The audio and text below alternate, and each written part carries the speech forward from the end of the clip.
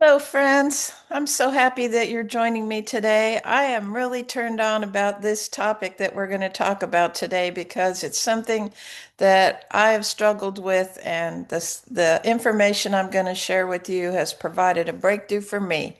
And I can't wait to offer you this information and see if it doesn't create a breakthrough for you. So, my question for you is, are you struggling with doubt? And what I mean by that is maybe you're finishing a project at work, or maybe you're having a party and people are coming over and you're getting right to the finish line and it's almost time to push send, or the doorbell is going to ring and people are going to come in your home. And all of a sudden, these thoughts are going through your mind, these unwanted thoughts about, is there enough food? Is section three robust enough? And did I do well enough? And are people going to like this? And is it going to be well received? And all of a sudden, this thing that you felt so good about 5 minutes ago is now all of a sudden you're like deflated and like, oh no, why did I ever get into this in the first place? I wish I'd never done it. Well, this is self-doubt, and I certainly have struggled with that myself. But I have some information to share today that I think is going to help you. So for me, um, when I do this research for You Think Secrets, I keep finding these things that are absolutely amazing, and I'm thinking to myself, man, I can't wait to tell y'all about it. And I'm so excited, and I get a lot of momentum. And most of the time, my newsletter is way too long, and I have to cut stuff out and cut stuff out. And and it's because there's just so much. And if you I want you to understand it, and I want you to be able to implement it, and I want you to be able to let your living flame start to really blaze like I feel like mine has been doing lately. And so these doubts, they're just joy killers. I mean, it's so frustrating to me to be so gung-ho about a thing, and then right at the end of the line when it's time to say publish for my newsletter, I start feeling like maybe it's not good enough. Maybe I should read it one more time. Maybe I need another paragraph. Maybe I should take this paragraph out. And it's a momentum killer, y'all. It's just frustrating as all get out. And I know that you're going through things like that too. So the doubt thought, maybe it's not good enough. Okay, if you think that one, if you're like me, right then, your mood can go from here to here in about 2 seconds. Why? Why can that one little thought ruin all this great preparation and the whole, it's frustrating. So this emotional reaction, then it triggers either avoidance, like I wish I could just forget the whole thing, or overcompensation, I'm going to do it again, or I'm going to add this, or I'm going to take this out. And it, for one thing, it slows you down, right? You have a momentum, you have a goal, you have a deadline, you have an endpoint, and instead of being getting to the finish line, it's like you're going to loop back and run the race again. So, and then I don't know if this happens to you, but for me, then sometimes I think I'm not confident enough. And that's just ridiculous. I do have a lot of self-confidence. I have a well-lived life behind me. I don't have any reason to think that I can't. But this thing that just, it's like, I like to talk about hijackers. Doubt is like the all-time major doubt and fear are the major hijackers. And everything else is just like a little disguise that doubt puts on, or a little disguise that fear puts on. But these two, they're the ones that kill your joy and prompt your disconnection from your higher self, your knowing, your authenticity. And so, but why? Why? After all these years of work on myself and serving other people and helping other people, why is this still coming back on me? Well, now I have some science to understand it better. So this this doubt thing, I know for me, looking back, it started when I was a kid because I had a father who had very, very high standards. Perfection. The only thing that was good enough was perfection, and nothing was ever perfect. I could not do a perfect thing. It just wasn't possible. He would always find some little, well, what about this or what about that? And so doubt began to be a survival mechanism for me. If I doubted myself, then I would go back and do it again and try harder and blah blah blah. And it just got to be a way of life. And it saved me sometimes from, occasionally, especially when I was a kid, if I would go back and look at it again, I probably would find something that could be better. I mean, little kids, they're not perfect, are they? They're like learning things. And then when you're learning things, you're not perfect. And why my dad didn't understand that, I don't know. I look back on it now and I think, gosh, why did he have to always be on me like that? And then leave me with this doubt loop. It's literally something that your brain creates like highway mechanisms for. And that's what I want to talk about. We can really do some damage to this doubt loop. And that's what I want to talk to you about today. So the whole way the body works is an electrical system. And if you study what's in the body that transmits the electricity, you know that what they call it's your nerves, right? Everybody knows about nerves. I mean, you know when you feel nervous, and nervousness is an activation of your nerves. So even though you might not know exactly what it looks like in the body, you know that you have nerves and that you get nervous. Well, this is a little bit more detailed explanation. There's two kinds of nervous systems in the body. There's the nervous system that protects you from danger, and it's the one that they call fight or flight. And there's also a derivative of that called freeze, where you're just like, can't move a muscle. And those are the sympathetic nervous system.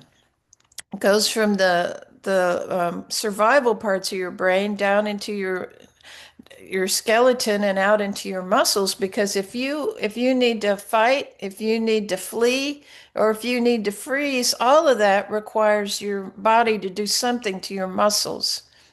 The other system is called parasympathetic. It runs down the center of the body, and it's what's active and activated when you're in your healthy repair and regeneration and taking out the trash from yesterday that you've dumped into your body. That's all done by the parasympathetic nervous system. And it's supposed to function as most of the time you're in your parasympathetic system. And you only trigger the the sympathetic, the fight or flight or freeze, when you're in some kind of danger. And so in our modern life, there's a real problem because so many things are happening in our chaotic world that the brain is interpreting as danger. And so instead of living mostly in this calm, relaxed, regenerative, revitalizing state, most of us are living way too much of our lives activated, ready to fight or flight or flee.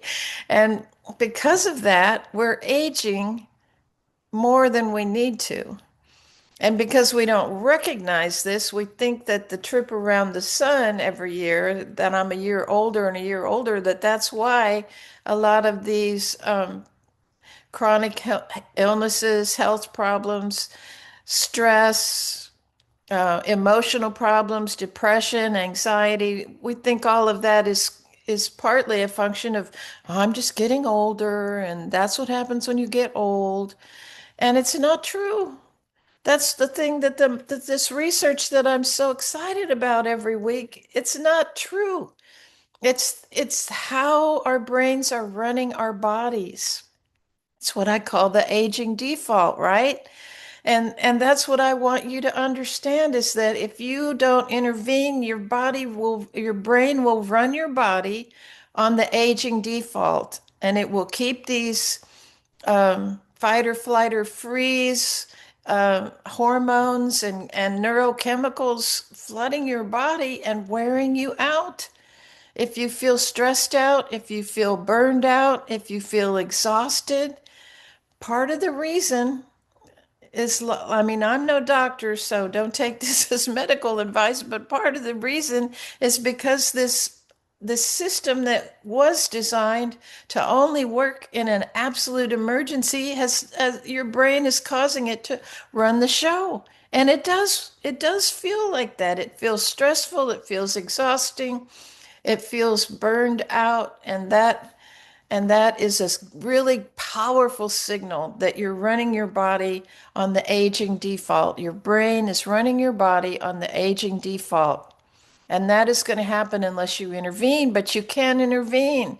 And that's what all my little 3-minute practices are designed to do is show you, give you a taste of what's possible when you start to run your brain, and then your brain will run your body in this other calm, everything's okay, rest, heal, regenerate, revitalize, stay connected to your higher self that's giving you the guidance and the instructions that you need to flow through life. Life can be like going downstream on an inner tube.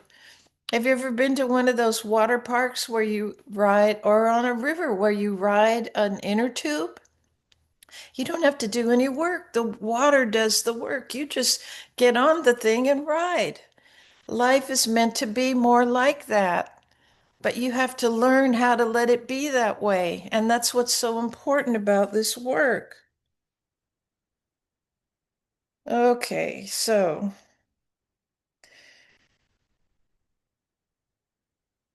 I've done all of that.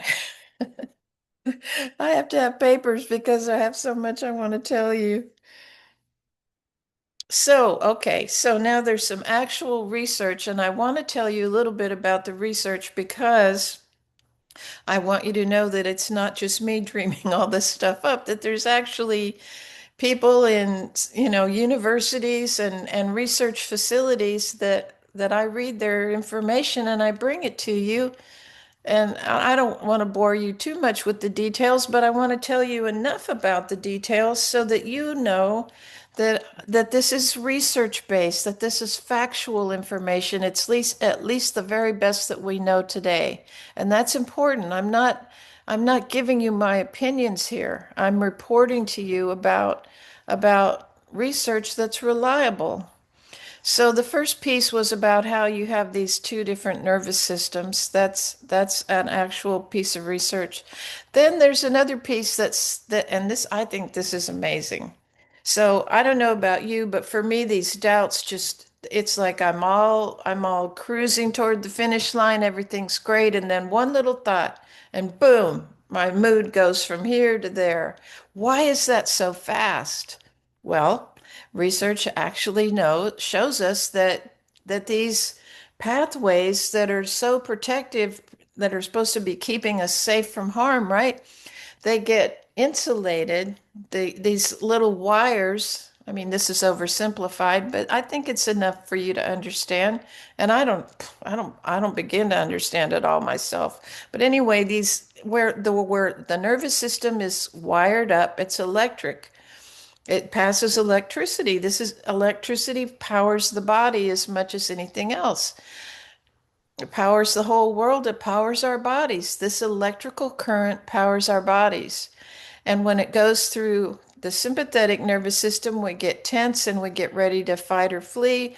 When the nervous system is the safety neuro, the parasympathetic, like I was telling you before, that fires off electricity too. They're both electrical systems. And when one system is used a lot, the body will surround these neural pathways with this stuff called myelin. And it's like an insulation for the wire. Like if you cut a wire open, you see these a cord open, you see these little copper wires inside. Well, the wires are like the neurons, and the cording, the plastic stuff that goes over the copper wires is this stuff called myelin. So when your sympathetic nervous system is wired with myelin, then when a doubt hits your thoughts, it triggers this neural pathway that goes to the fight or flight. And it in just seconds your mood can go from here to there because of this myelinated pathway. And then, but here's a piece of good news. Well, I mean, I don't know. Here's a piece of good news. It's never, ever too late to wire up this system. It's never too late.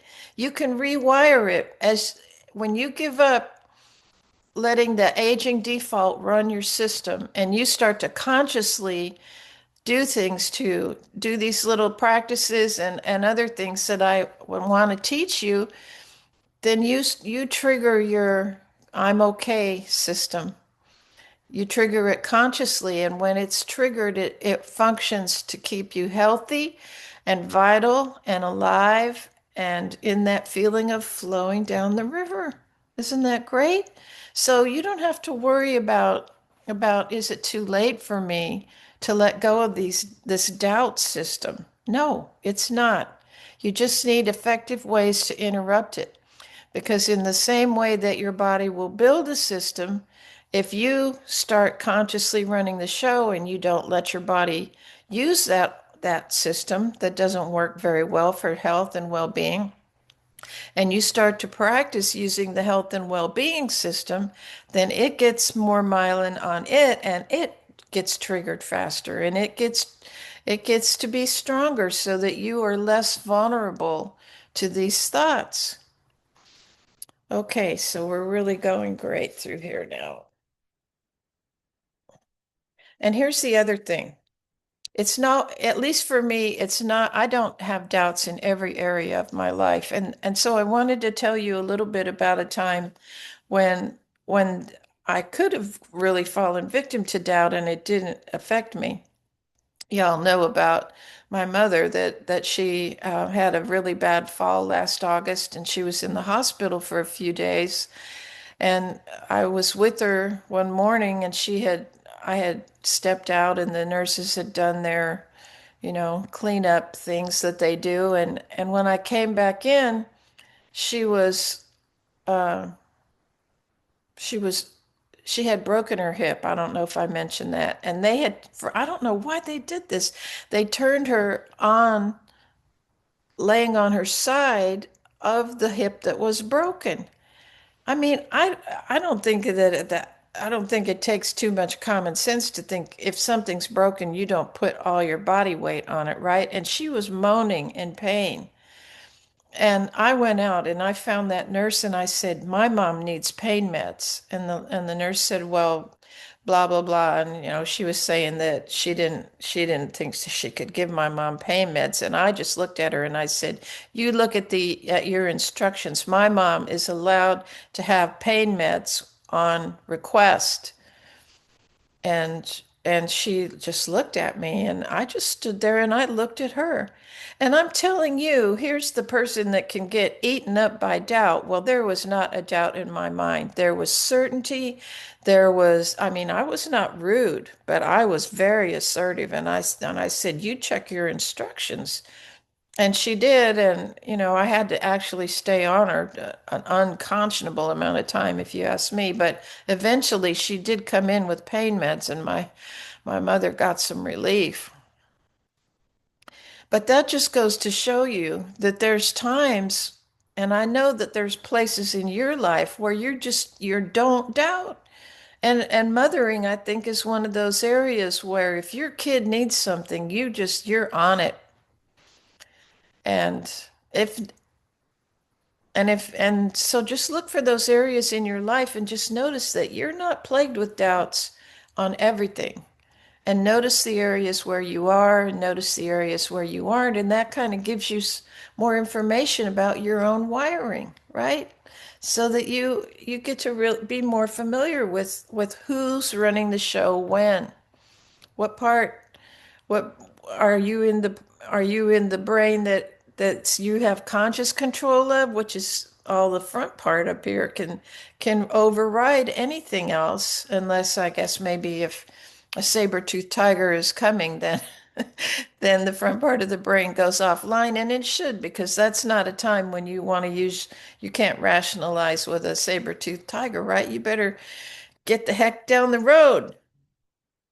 So that's that point. Now, here's the thing that I always like to talk about. What for me, the whole point for me of doing this work is that when we allow ourselves to be motivated by love, that is when we can live in this I'm safe um, nervous system. When you're connected to love, when your faith is strong, regardless of how you have your personal area of faith, but when you are thinking with your conscious mind that you're protected, that you're safe, that you're guided, that all things happen for your good, this allows you to live in this I'm safe nervous system. And that's about being connected to love. And the doubts and the fears, that's when you've really stepped away from that sense that you're more than just this physical being, that you have this connection to an eternal condition of love. And that's how come when I was fighting for my mother's pain meds, there was nothing going on with me except I was motivated by the love for my mother and for the horror of seeing her in agony like that. It was love that got me to confront that nurse. I don't know about you, but nurses and doctors can kind of intimidate me, especially when it's for me. But when it's for my mother or my daughter, my grandkids, no, I'm ferocious. You cannot talk me out of what I know. If I know something, I know it, and that's it on that. And that's love. That's speaking through the energy of love. So that's why That's why I'm encouraging you to investigate and step into the possibility of living in love in your own way. I offer you all these little practices, and I have so much more to offer you, but always it's for you to create your system that works for you. Consciously, though, not to be on the aging default, to be conscious about what you're thinking, because what you think affects what you feel, and what you feel affects which nervous system is going to run the show. So you have to take your mind captive, as it says in the Bible. Okay, so now we're going to do a little guided practice, 3 minutes or so, and then we'll be done. So imagine you're in a situation where you finish something or the party's about to start, and all of a sudden one of those doubt thoughts goes through your mind. Is it good enough? Am I ready? Do I need to do anything else? Have I forgotten anything? Any thought like that. And when now just imagine that you've had the thought and now you see it and you name it and you say to yourself, that's a doubt loop.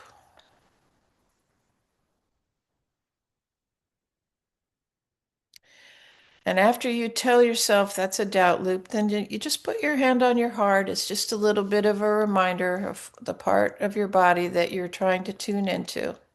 Because the heart is where all the safety and the connection to the divine, to the eternal occurs. It occurs through the heart, not so much through the head. And then just take 3 deep breaths, really slow.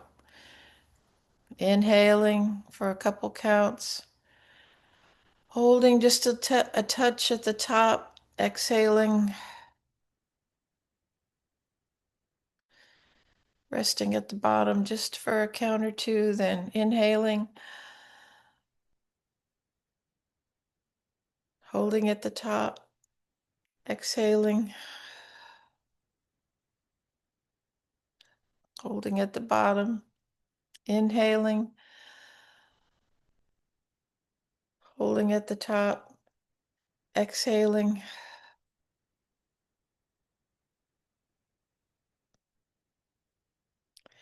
Now bring into your mind something that you appreciate or you're grateful for. Could be something in nature, could be a person, could be an activity, happy memory, and just let yourself really feel it. Turn up all your senses on this remembering. Make it visually bright. If there were sounds around you, hear them again. If there was music playing, hear the music. If you were sitting somewhere or walking on a beach and you feel the sand in your toes and the water washing over your feet, feel it. If there was something to eat involved, taste it. If there was something to smell involved, really smell it. Really tune into that moment.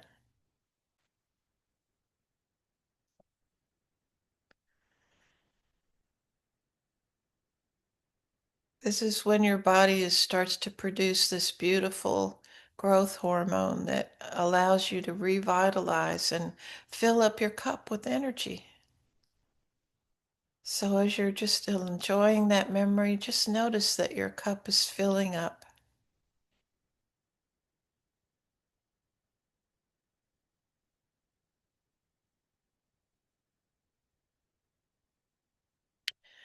Now remember a time of certainty, a time when you were a no nonsense, this is the way it is.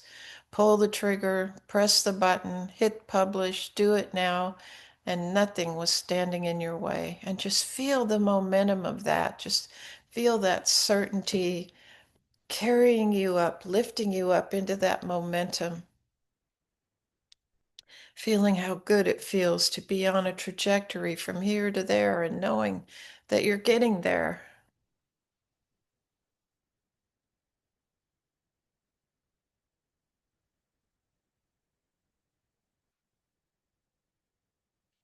And just notice that in that kind of energy, there's no doubt present.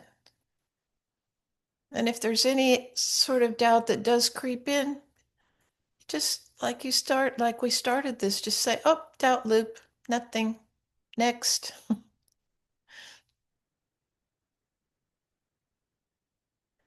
And then put your hand on your heart or keep it there or just push in if your hand is still there. Just push in a little bit more and just feel that solid anchor so that when you touch your heart and push in, just gently push in, that is a feeling of certainty. That is a feeling of calm. That is a feeling of safety. That is a feeling of all is well and ready. And when you're ready, you can open your eyes. So I want to leave you today in that state of feeling all is well and use the practice. If you really make it a practice, then when you get into a time of trouble, you can just go right into it. You put your hand there, you name the doubt loop, you tune into something beautiful or gratitude or appreciation, and then you just imagine pushing that button and going forward. And then you wake up, I mean, open your eyes and just do it. And notice that as you practice this way of being, that you become more and more the unstoppable you that you deserve to be and that we need you to be. We need all the women of this world who are deeply connected to the loving beings that they are to be doing everything that they're called to do because goodness knows there's plenty of chaos out there and people are drowning in it, friends.